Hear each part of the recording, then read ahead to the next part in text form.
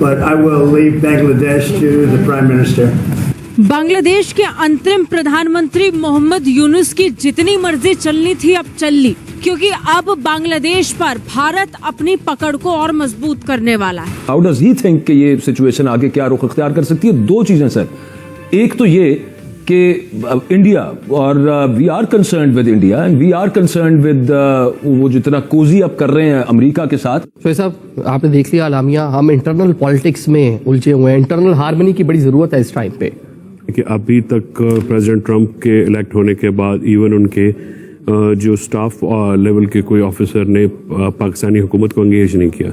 दूसरी सूरत में उन्होंने जो अल्फाज इस्तेमाल किए प्रेसिडेंट ट्रंप ने, यानी उन्होंने कहा कि Well, there was no role for our deep state. उसका रीजन, कई तरह के रीजन जो है उसमें दिए जा रहे हैं। कभी कहा जाता है कि जिस तरह से वहाँ पे माइनॉरिटी के साथ किया जा रहा है ये तो पाकिस्तान में होता है, या जो हरकतें इस वक्त बांग्लादेश में हो रही हैं।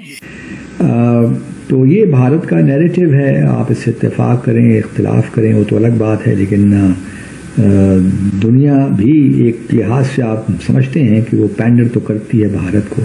দ্বিতীয় মেয়াদে দায়িত্ব গ্রহণের পর প্রথমবারের মতো ভারতের প্রধানমন্ত্রী নরেন্দ্র মোদীর সঙ্গে সাক্ষাৎ করেছেন মার্কিন প্রেসিডেন্ট ডোনাল্ড ট্রাম্প। वो जो मुंबई अटैक वाला बंदा वो भी ठीक है। ये जो बात है F-35 तैयारों का गौर करें। प्रधानमंत्री मोदी के पाले में डाल दिया कि प्रधानमंत्री मोदी देखे डोनाल्ड ट्रंप इसको बांग्लादेश को, मतलब बांग्लादेश के लिए क्या संकेत है? क्या बांग्लादेश को सपोर्ट एवापोरेट कर गया अमेरिका का? हम लाते हैं टॉक शोज और अनलिमिटेड एंटरटेनमेंट सिर्फ YouTube पर। अगर आपने अभी तक हमारा चैनल सब्सक्राइब नहीं किया तो अभी सब्सक्राइब करें और बेल आइकॉन को क्लिक करके हमारी लेटेस्ट वीडियोस के बारे में अपडेट जानें। बांग्लादेश के हवाले से जो डोनाल्ड ट्रंप ने बात की है वो बात बड़ी इंटरेस्टिंग है। उस बात में वो ये कह रहे हैं कि मैं छोड़ता हूं नरेंद्र मोदी के ऊपर। बेसिकली वो ये नहीं कह रहे। इसके दो मतलब हैं। एक मतलब तो ये है हाँ मैं छोड़ता हूं इंडिया के ऊपर वो कैसे डील करता है, और इसका दूसरा मतलब है जो हो सकता है कर लो। दूसरा इसका ये मतलब है। अब सवाल ये देखना है कि बांग्लादेश कैसे रिस्पॉन्ड करता है। याद होगा कि जब इंडिया के foreign minister of external affair doctor Jaishankar साहब मार्को रूबियो साहब से मिले थे right after the oath and right after Marco Rubio took oath as a secretary of state, तो उन्होंने कुछ बातें की। वो बातें बड़ी इंटरेस्टिंग है। देखिए उन्होंने जो बातें की, उन्होंने इंडिया ने कहा जी कि हम बांग्लादेश के बारे में बात करें। अभी हाल ही में एक बांग्लादेश के सीनियर एडिटर डेली स्टार के पाकिस्तान आए थे, मुझे उनसे मिलने का इत्तेफाक हुआ, बड़ी गपशप हुई उनसे, और मैंने ये उनसे सवाल किया कि बांग्लादेश के हवाले से जो इंडिया ने अमेरिका में बात की है उसको बंगाली कैसे देखते हैं। तो जारी बात है उन्होंने इसको कहा कि ये एक प्रॉब्लमेटिक चीज है। जारी बात है उनको इस चीज का अंदाजा है। बांग्लादेश की बात करना यहाँ पर जरूरी है, क्योंकि बांग्लादेश को लेकर जैसे मैंने भी कहा कि पहले भी कहा था, मैंने हम ऑफ द कैमरा इस पर डिस्कस कर रहे थे कि डोनाल्ड ट्रंप ने सत्ता संभालने से पहले ये साफ कह दिया था कि किसी भी तरह का हमला हिंदुओं पर बर्दाश्त नहीं किया जाएगा। अगर सत्ता में आया तो सबसे पहले एक्शन बांग्लादेश पर होगा, लेकिन अब ये समझिए कि खुद एक्शन नहीं लिया गया है, छोड़ दिया है भारत पर। आप ये बिल्कुल मत समझिएगा कि बिल्कुल एक्शन नहीं लिया गया है, बहुत बड़ा एक्शन ले लिया है भारत के जो अफेक्टेड पार्टी है हिंदूज की, और हिंदूज को कौन रिप्रेजेंट करता है? इंडिया रिप्रेजेंट करता है, हिंदुस्तान रिप्रेजेंट करता है। हिंदुस्तान को हेड कौन करता है? प्राइम मिनिस्टर मोदी इस समय हेड करते हैं। सो जायज बात है, एक बहुत बड़ा डिसीजन है। और अगर सीधी लैंग्वेज में बात करी जाए, आपको क्या लगता है कि बात चल रही है तो मोदी जी ने क्यों डाली होगी? उनका सीधा बात था, क्योंकि उन्हें मालूम था कि बिना यूएस के डीप स्टेट के इन्वॉल्वमेंट के बांग्लादेश में वो उथल पुथल स्टार्ट नहीं होती। उससे और एक बड़ी बात, जिस तरीके से इस समय वहां पर प्रॉब्लम आई हुई है, जो एंटी हिंदुइज्म चल रहा है, एंटी माइनॉरिटी चल रहा है, क्यों चल रहा है? जमायत द्वारा चल रहा है। जमायत किसकी है? जमायत ओरिजिन पाकिस्तान से होती है। इस समय आईएसआई का सबसे बड़ा रोल देखा जा रहा है इन बांग्लादेश। तो बड़ी अलार्मिंग भी है, उसमें इंडियन प्राइम मिनिस्टर और उनकी जमात बिल्कुल आगे दिखाई दे रही है, और जो आलमी लीडर्स हैं उनका जो रवैया भारत की जानिब वो भी हम देख रहे हैं हमारे सामने। बांग्लादेश में हालात क्या रुख इख्तियार करने जा रहे हैं, इसी हवाले से हम बात करते हैं।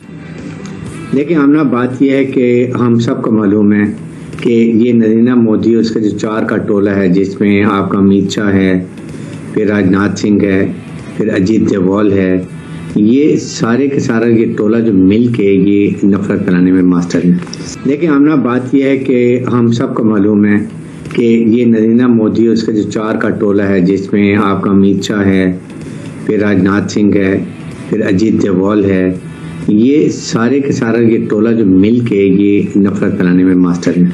So they are known global terrorist, इस पे कोई शक। इसकी वजह से भी दुनिया में इनके खिलाफ नफरत बढ़ी है। कनाडा ने तो बहुत ही आगे निकल गया, अमेरिकन डिप्लोमेसी में, क्योंकि उनके अपने स्ट्रेटेजिक इंटरेस्ट है, इसकी वजह से वो ये कर रहे हैं। बट इसको जो मॉडरेट हिंदू हैं उन्होंने इन इलेक्शन में इसको बिल्कुल कंडेम किया है। सो बात यह है कि इनको परवाह इसलिए नहीं है कि दुनिया को इनकी जरूरत है। आपके सामने अगर ये मोदी को पहले टेररिस्ट डिक्लेयर किया हुआ था, ये गुजरात में इसने क्या किया है, इसने जबरदस्ती कश्मीर पर कब्जा कर लिया, 370 और 35 को कर लिया। इससे ये पता चलता है कि ये टोटली एक्सट्रीमिस्ट हिंदू है। ये इसको सब इल्म है, लेकिन ये अपनी ताकत के नशे में पागल हुआ, बस बदमस्त हाथी की तरह। अगर सोवियत यूनियन की 15 रियासतें विद सोवियत यूनियन की इतनी ज्यादा मिलिट्री माइट, न्यूक्लियर आर्सेनल, हर चीज के बाद टूट सकती है, इतनी फौज है जो कि फौज की इंटैक्ट है, तो इंडिया की फौज है अनट्रेन्ड है, अनप्रोफेशनल है। प्रेसिडेंट प्राइम मिनिस्टर मोदी का वहाँ पे जाना, वहाँ पे ट्रंप से मिलना, और ये एक अनप्रेसिडेंटेड किस्म का जो उनका वहाँ पे इस्तकबाल भी हुआ है, बात भी हुई है। It is alarming as a nation, alarming. It is above political affiliations.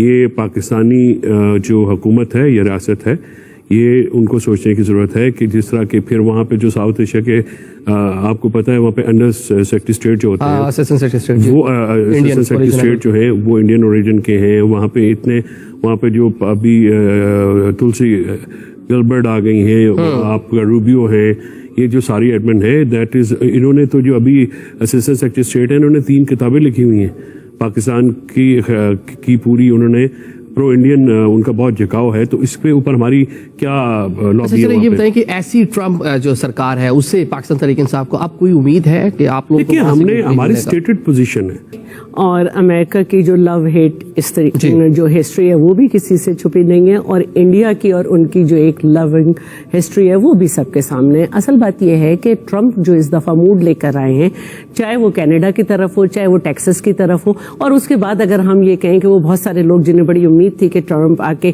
गजा में बहुत हमदर्दी करेगा, उधर भी उसका मूड नजर आ रहा है, फिर मुख्तलिफ टैरिफ के साथ। तो एक जो दूसरी बात है, वो इस वक्त जो है वो वर्ल्ड में वेपन रेस एक शुरू करने वाला है। उसने लोगों को दावत दी है कि हमसे हथियार खरीदें, तो ये कोई अच्छी दावत नहीं है, और मैं नहीं समझती कि उसको इस तरह से वर्ल्ड में पसंद किया जा रहा है। पाकिस्तान को अपनी डिप्लोमेसी में क्या चेंजेस लाने चाहिए, या फिर आपके ख्याल में एट पार है वो जैसी इंडिया की है, या हमें कुछ और मजीद बेहतर करने की जरूरत है अमेरिका के साथ डिप्लोमेसी? एक तो जो मोदी साहब का दौरा है ये डेफिनेटली सिग्निफिकेंट है, क्योंकि नेतन्याहू ने किया और उसके बाद फिर मोदी साहब को इनवाइट किया गया।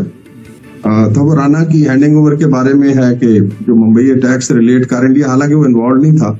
दूसरा F-35 की डील है, जिसपे अभी इंडिया में काफी सोचो विचार हो रहा है, because F-35 is considered as a white elephant, और ये खुद इंडियन कह रहा है कि अशोक अटाली है जो जी टेक के हेड है, जो डिफेंस इंडस्ट्रीज को देखते हैं जी, उन्होंने कहा ये व्हाइट एलिफेंट है। एलॉन मस्क भी इसको ऑब्सोलीट कह चुका है। तो ये इसकी सिर्फ मैं कॉस्ट बता दूं कि $36,000 लगते हैं घंटा अगर आप फ्लाई करें। एक जहाज कॉस्ट करता है कोई $118 मिलियन, और सालाना cost per aircraft like $7 million, और अमेरिका खुद परेशान है कैसे हैंडल करे।